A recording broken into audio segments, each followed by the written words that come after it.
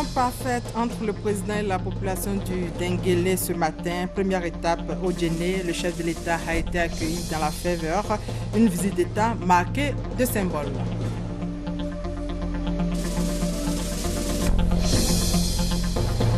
Les victimes des crises ivoiriennes ont un mois pour s'inscrire sur les listes avant leur indemnisation par la CONARIV, la Commission nationale pour la réconciliation et l'indemnisation des victimes des crises survenues en Côte d'Ivoire.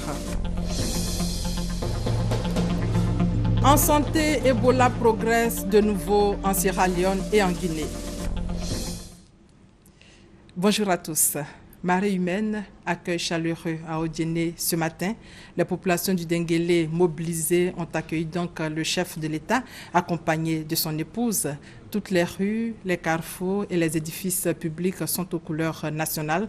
En clair, Odiené s'est métamorphosé pour accueillir le couple présidentiel. C'est une visite d'État qui était très attendue. Le président Alassane Ouattara, dès son arrivée, a exprimé sa joie d'être dans sa famille maternelle. Extrait. Écoutez, beaucoup de joie, beaucoup de joie, beaucoup de joie.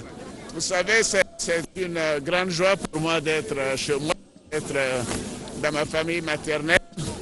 Au Djenné, c'est Gwéléban. Gwéléban, c'est Nabitou Cissé, c'est donc Alassane Ouattara. Et vraiment, vous ne pouvez pas imaginer la joie que je ressens d'être là. Enfin, je sais que les parents maternels commençaient par désespérer, mais je leur ai dit que j'étais au travail et que le moment venu, je viendrai les voir.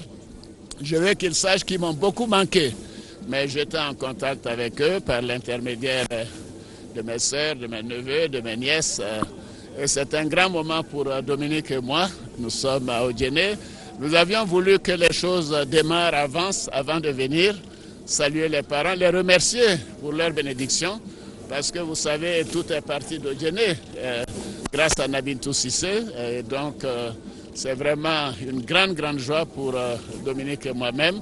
Pour nous, ce n'est pas une visite officielle, ce n'est pas une visite d'État, c'est une visite en famille, c'est une visite familiale. Et d'ores et déjà, de déjeuner, je dis bonjour à tous nos concitoyens. Et je leur dis de continuer de prier pour la paix, pour l'union, pour la réconciliation de tous les fils et de toutes les filles de Côte d'Ivoire. Merci beaucoup, ma joie est grande.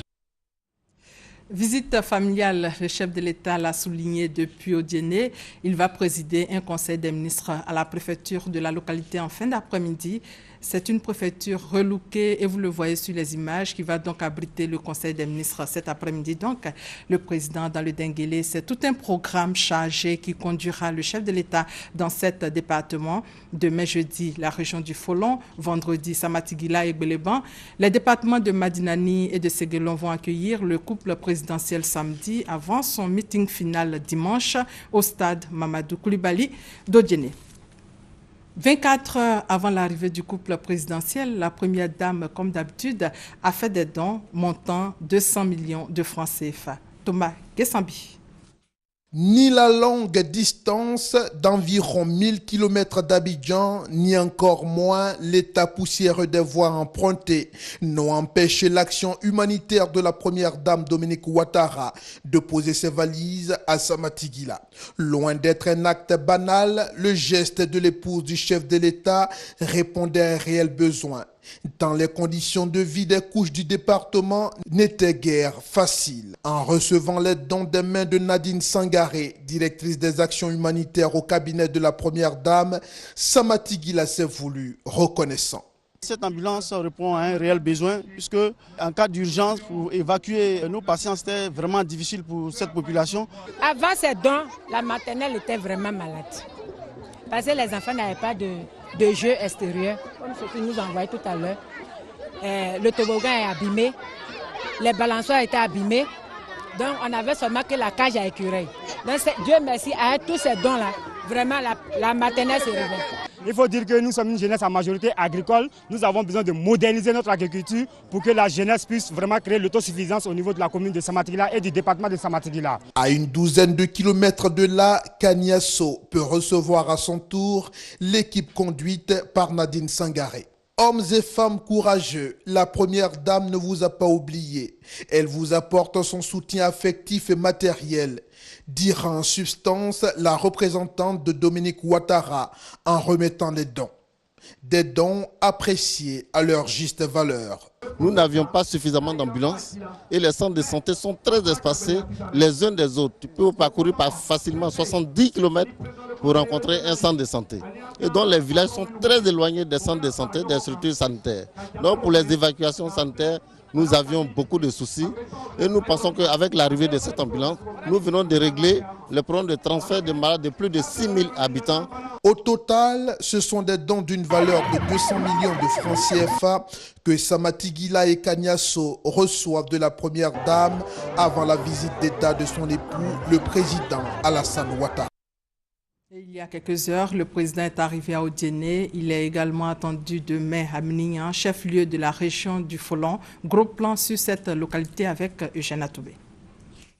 Depuis plusieurs semaines, le calme et la tranquillité qui caractérisent le quotidien de la ville de Minignan ont fait place à beaucoup d'animations. La ville se surprend à grouiller de monde et la population regarde avec fierté la progressive transformation de Minignan. Joie mêlée de bonheur. Des populations assurées d'obtenir une réponse à leurs besoins et préoccupations. Actuellement, l'affaire de l'eau, là, c'est dur. Il n'y a pas l'eau. Moi-même que je parle là, je vais dans les cours par cours pour puiser l'eau. Donc, affaire de l'eau, si ça roserie, ça va me faire plaisir. J'ai demandé de voir un peu l'école. Il y a beaucoup d'effectifs et il y a moins de classes. Au primaire, il n'y a pas d'école. Au collège, il n'y a pas assez de classes. Il faut qu'ils nous aident dans cela. PPU n'a qu'à nous aider dans les écoles. Et puis les matériels didactiques, en tout cas tout ce qui concerne l'école, parce que c'est la base de tout. L'école à Minignan, malade de ses infrastructures et de ses équipements, c'est peu dire. Ici, le collège municipal. L'établissement a survécu à la crise, au contraire de la gendarmerie qui en porte encore les stigmates. Pour autant, les problèmes sont bien réels et l'arrivée à Minignan du président de la République est pour les responsables pédagogiques du collège porteuse d'espoir. L'établissement a été pillé pendant la crise. Jusque-là, nous n'avons pas été équipés. Donc, c'est peut-être pareil les dons de quelques personnes, mais vraiment c'est très limité. Ça ne nous permet pas de fonctionner de manière très, très efficiente. Donc, si nous avons l'équipement nécessaire, je crois que c'est déjà assez à gagner avec cela. Le cri de cœur ici, en ce qui concerne la santé, c'est que le plateau technique est vraiment au bas mot. Et nous comptons sur le président de la République pour que l'hôpital général du chef-lieu de région Minignan puisse vraiment être reconverti en CHR et que les autres centres sanitaires puissent vraiment obtenir en tout cas l'affectation du personnel qualifié. Récemment, la première dame Dominique Ouattara a pris en charge les malades de diabète et d'hypertension. Et pour ce que Minignan a obtenu, et au regard de ses énormes besoins, les populations de Minignan sont mobilisées, prêtes à recevoir le président de la République et la première dame, sur le ton consacré à la reconnaissance et à l'espoir. Avant le Denguélé, le chef de l'État a pris part hier à la cérémonie d'ouverture du 47e sommet ordinaire de la CEDEAO à Accra, sommet consacré à diverses questions politiques, sécuritaires et économiques. Rentré hier, en fin de soirée, le président a fait le point de cette session de l'organisation sous-régionale. Estrin. Je viens de rentrer d'Accra, où j'ai pris part à la 47e session ordinaire du sommet des chefs d'État et de gouvernement de la CEDEAO.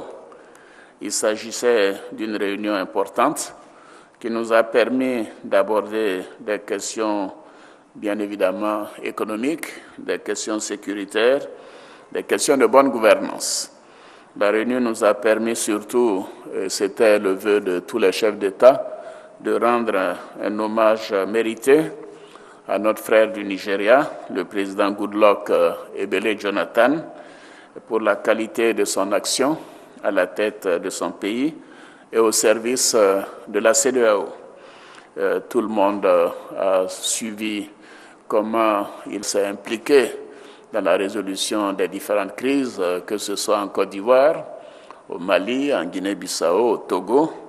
Et donc les chefs d'État lui ont rendu un vibrant hommage, même, je dirais, un standing ovation, parce que nous avons considéré que c'est un grand monsieur, c'est un grand homme d'État. Moi, j'ai salué personnellement ses grandes qualités d'homme d'État, donc d'amis, de frères.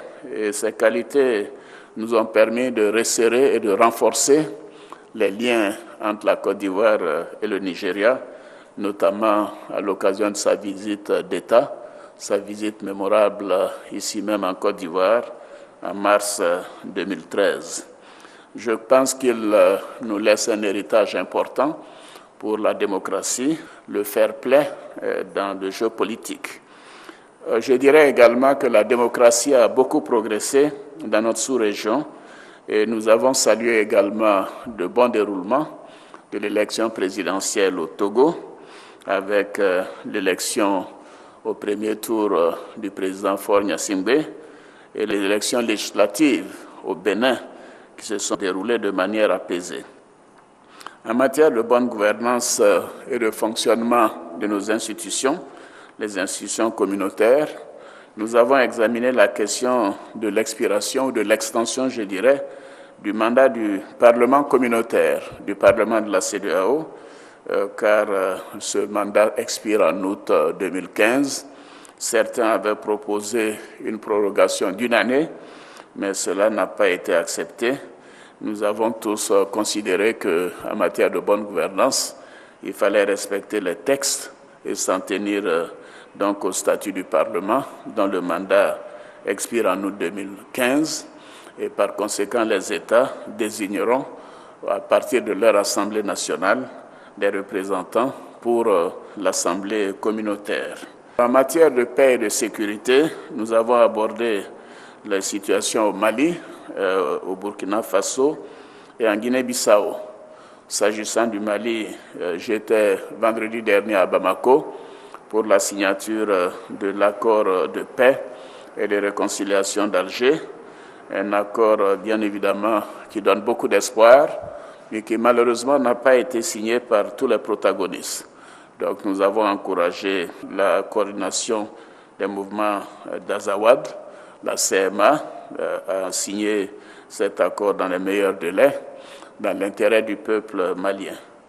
En ce qui concerne le Burkina Faso, le sommet a demandé la tenue d'élections inclusives, sans discrimination, dans les meilleurs délais, c'est-à-dire comme prévu par les Burkinabés eux-mêmes, le 11 octobre 2015. Et nous avons insisté sur le fait que l'exclusion ne serait pas acceptable. Et nous considérons que tout ce qui doit être fait doit être conforme à la constitution du Burkina Faso. En Guinée-Bissau, nous nous sommes félicités de l'évolution favorable dans ce pays qui a eu tant de difficultés au cours des 3 dernières années et nous avons décidé de proroger le mandat des forces de la CEDEAO, c'est-à-dire le COMID. La mission de paix sera prorogée jusqu'à la fin de l'année. Nous avons également, bien évidemment, évoqué longuement les aspects économiques de la sous-région. La Côte d'Ivoire a été saluée pour sa performance économique. La communauté de l'Afrique de l'Ouest se porte bien, malgré la baisse du prix du pétrole. Et nous avons évoqué les questions relatives au prélèvement communautaire, la future monnaie unique, l'accord de partenariat économique avec l'Union européenne. Et tous ces dossiers, donc, nous avaient été épluchés par les ministres, donc nous n'avions pas besoin de nous étendre là-dessus. Un point spécifique a fait l'objet d'interventions de plusieurs chefs d'État. Il s'agissait du drame des migrants africains, notamment ouest-africains, en Méditerranée. Tout le monde a déploré ce phénomène. Et dans la perspective du sommet Europe-Afrique sur la question, nous avons demandé aux ministres de nous faire des dossiers et de préparer cette rencontre au sommet et surtout de faire des propositions qui puissent impliquer les pays africains à travailler pour éviter ces drames de nos concitoyens dans la Méditerranée qui malheureusement est devenu un vrai cimetière pour les Africains. Donc voilà, c'était un sommet important. Nous avons rendu hommage à un grand homme d'État, le président Jonathan Goodluck. Nous avons réglé beaucoup de questions en suspens et nous espérons que le 29 mai prochain, tous les chefs d'État se retrouveront à Abuja pour l'investiture du président Buhari le président élu du Nigeria. Déclaration du chef de l'État de retour hier d'Accra où il a pris part à la 47e session ordinaire de la CEDEAO au Ghana, le président qui est depuis ce matin à Odiene. Cap sur la primature où le Premier ministre Daniel Kablan-Duncan a reçu hier une délégation américaine conduite par l'ambassadeur des États-Unis en Côte d'Ivoire. Les échanges ont porté sur le renforcement des liens commerciaux entre les USA et l'Afrique à travers le projet Trade Africa. Elias Adou et Hervé Blé. Une rencontre pour booster les relations commerciales entre les États-Unis et la Côte d'Ivoire. L'audience accordée par le Premier ministre Daniel Kablan-Duncan à cette délégation américaine s'inscrit dans cette logique. Elle avait à son ordre du jour le projet Trade Africa. Nous sommes venus ici pour discuter comment est-ce que nous pouvons chercher un échange plus étroit commercial entre les États-Unis et la Côte d'Ivoire pour trouver les points de coopération qu'on peut approfondir et avoir de meilleurs résultats. Nous avons une très bonne relation commerciale déjà, mais on veut aller plus loin. Homme d'affaires italien, Andrea Pascali réaffirme sa volonté d'investir en Côte d'Ivoire. Sa rencontre avec le Premier ministre Daniel Kablan-Duncan ici à Abidjan vient confirmer un engagement déjà pris au cours du récent séjour italien du Premier ministre. C'est un investissement qui se dépend beaucoup du marché, donc le marché ici c'est très bon. Il y a beaucoup de projets de logement et donc peut-être qu'on a besoin de plusieurs usines et donc des investissements très grands. La première semaine de ce mois de mai, le Premier ministre Daniel Kablan-Duncan a pu mesurer, alors qu'il se trouvait en Italie, le grand intérêt des hommes d'affaires de ce pays pour la Côte d'Ivoire. Comme Andrea Pascali, ils sont nombreux à avoir émis le souhait de se rendre à Abidjan afin de concrétiser différentes affaires. Le réseau ouest-africain pour l'édification de la paix, section Côte d'Ivoire, bénéficie d'un financement de l'USAID pour mettre en place un système d'alerte précoce et de réponse rapide à Abobo et à Yopougon, ce qui permettra de prévenir tout acte de violence lié au processus électoral. À cet effet, une formation en gestion et prévention des conflits en période électorale a donc été initiée, nous dit Hamza Diaby.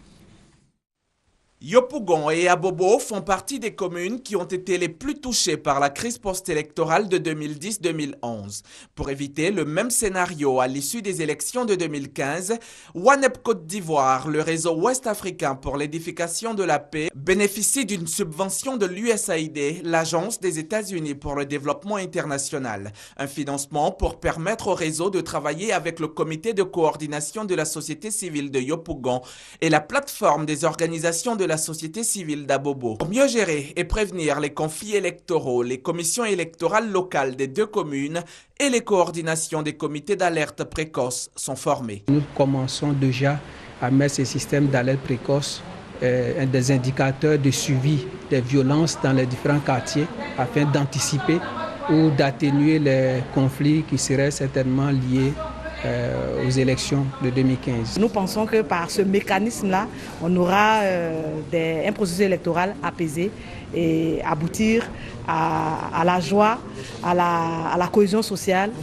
à la fin du processus. Au sortir de cet atelier, les 47 personnes formées verront leurs capacités renforcées en prévention et en gestion des conflits électoraux et aux caractéristiques d'une élection inclusive et pacifique. La société civile, nous, membres de la commission électorale, nous allons avoir des rudiments pour pouvoir gérer ces conflits-là, pour que ce soit des conflits positifs pour le bien-être de la Côte d'Ivoire. J'interpelle toutes les autorités pour qu'elles s'impliquent effectivement dans l'alerte précoce. La mise en place d'un mécanisme d'alerte précoce et de réponse rapide à Abobo et Yopougon pourrait donc être une solution pour des élections apaisées.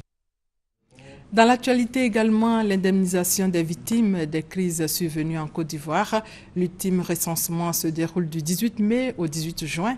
Information donnée par la CONARIV, la Commission nationale pour la réconciliation et l'indemnisation des victimes des crises survenues en Côte d'Ivoire. Le point avec Hamza Diaby. À la date de décembre 2014, le compteur de la CDVR, la Commission Dialogue, Vérité et Réconciliation, affichait 74 000 victimes.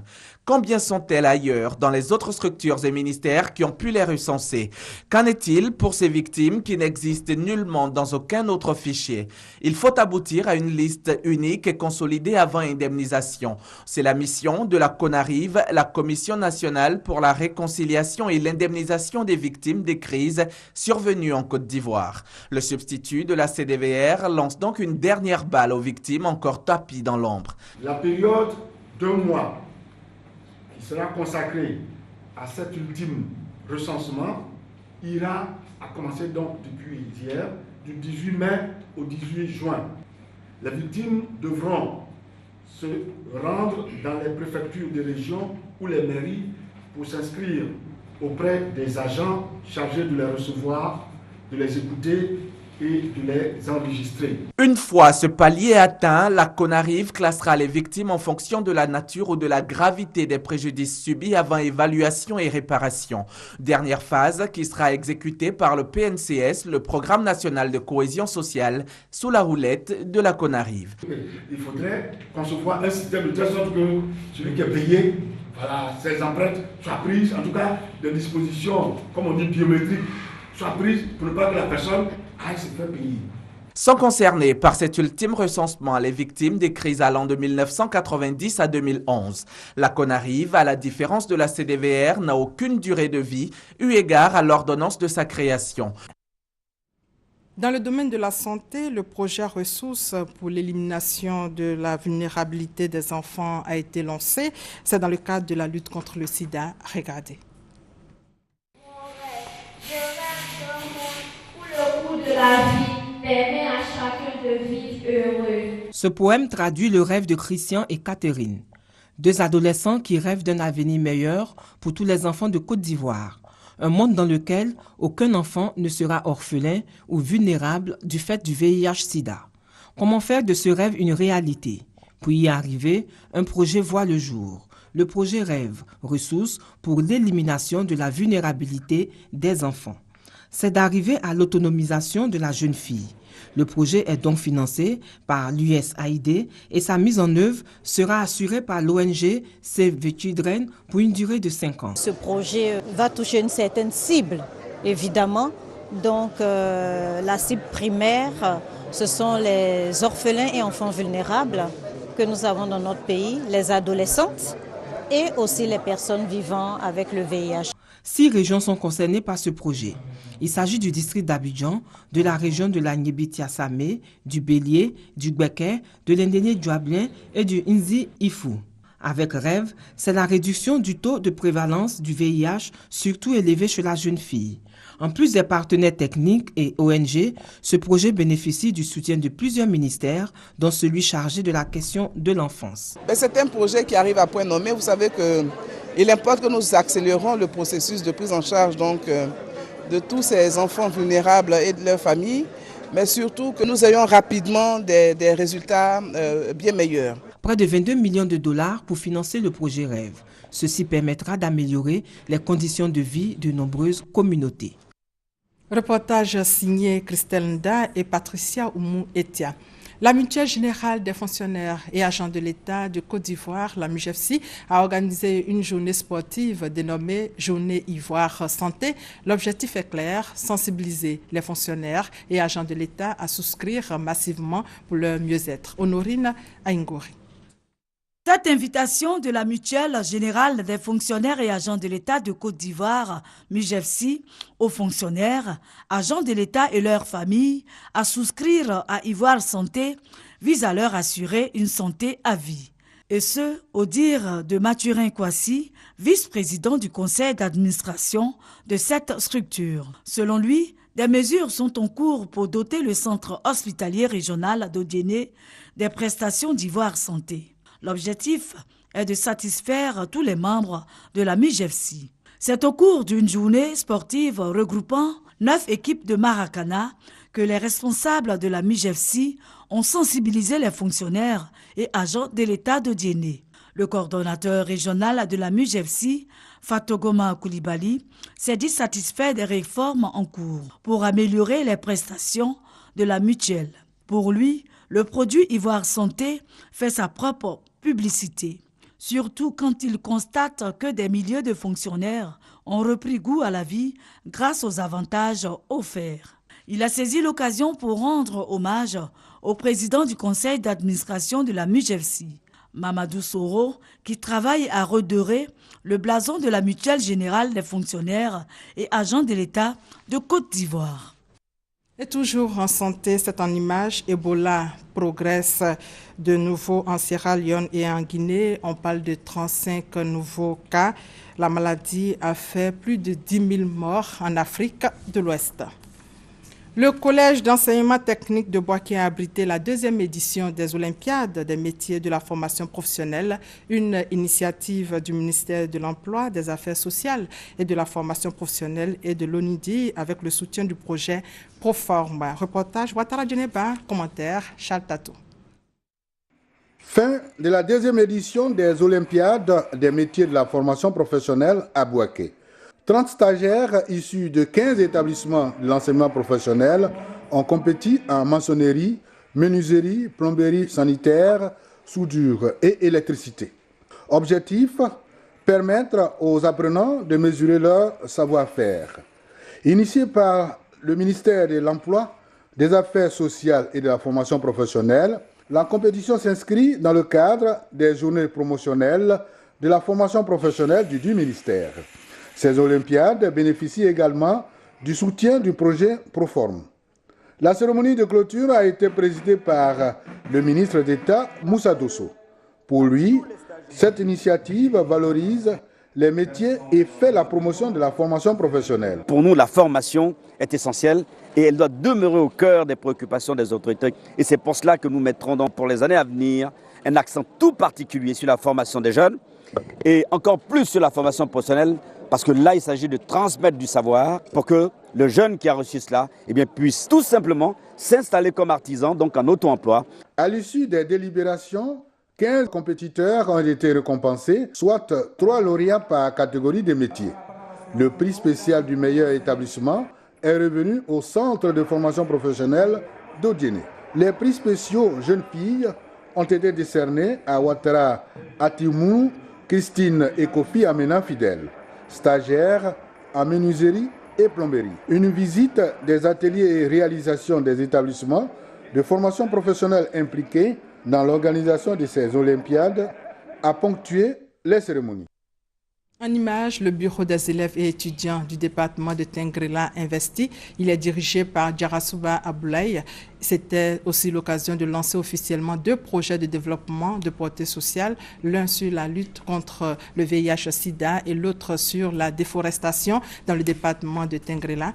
Le président du conseil régional de la Bagoué, Siamba Bamba, a offert une enveloppe au nouveau bureau et l'a assuré de son soutien permanent. La Fédération nationale des confréries d'Ozo de Côte d'Ivoire continue sa tournée de sensibilisation sur la paix et la cohésion à travers le pays. Le royaume de Mossou à Grand Bassam a accueilli récemment la délégation des Dozo Noudi, Chantal et Ouma à Kandan. Lever les préjugés sur la culture des chasseurs traditionnels appelés Dozo et renforcer la cohésion sociale entre les peuples, c'est ce qui justifie la visite de la Fédération nationale des confréries de Dozo de Côte d'Ivoire, Fena Kodossi, dans le royaume de Mossou à Grand Bassam. Conduite par son président Sori Dosso, la délégation de la Fena Kodossi est allée communier avec le peuple abouré et témoigner de la parfaite harmonie qui existe entre les peuples en Côte d'Ivoire. Et pour joindre l'acte à la parole, Nana Kanga Assoumou III a accepté d'abriter cette cérémonie de brassage de culture dans sa cour royale. Un geste qui démontre son adhésion à la cause de la cohésion sociale et du vivre ensemble. Le roi de Mossou a exhorté la confrérie des Dozo à s'investir davantage dans cet élan de paix. Un engagement qui consiste également à éclairer les populations sur le rôle et la place du Dozo dans notre société. Dans le même sens, le président de la Fena Kodossi a invité ses confrères à être des ambassadeurs d'une longue civilisation ancestrale. Il y a 24 ans, Amadou Hampâté-Bâ est décédé. Il avait 91 ans. Pour ce 24e anniversaire du célèbre écrivain malien, la Fondation Amadou Hampâté-Bâ, comme c'est de coutume depuis quelques années, a convié parents, amis et personnes du monde de la culture pour rendre hommage à l'illustre disparu. Emmanuel. 15 mai 1991, 15 mai 2015. Cela fait 24 ans que le célèbre écrivain malien Amadou Hampâté-Bâ a quitté la terre des hommes. 24 années remplies de tristesse et de souvenirs pour la famille. Pour ce 24e anniversaire de son décès, la présidente de la Fondation Amadou Hampâté-Bâ, qui n'est autre que la fille du défunt, disait combien l'homme restait présent à travers ses œuvres littéraires originales, riches et protéiformes. 24 ans après, Amadou Hampâté-Bâ s'est offert en modèle. Il a vécu à l'ère de toutes les technologies modernes, mais il a eu le culte de la connaissance. Parce que pour lui, les diplômes étaient une présomption à la connaissance, mais ce n'était pas la connaissance. Donc il se définissait lui-même comme étant un élève perpétuel à l'écoute de tous ceux qui pouvaient lui apporter quelque chose. Parents, amis de l'auteur et de la famille, personnes du monde de la culture ont effectué le déplacement. Certains du Cameroun et d'autres de la France et du Mali. Tout ce beau monde entretenu par d'éminents professeurs d'université de Côte d'Ivoire et de France au cours d'un panel sur la vie de l'auteur et de ses œuvres.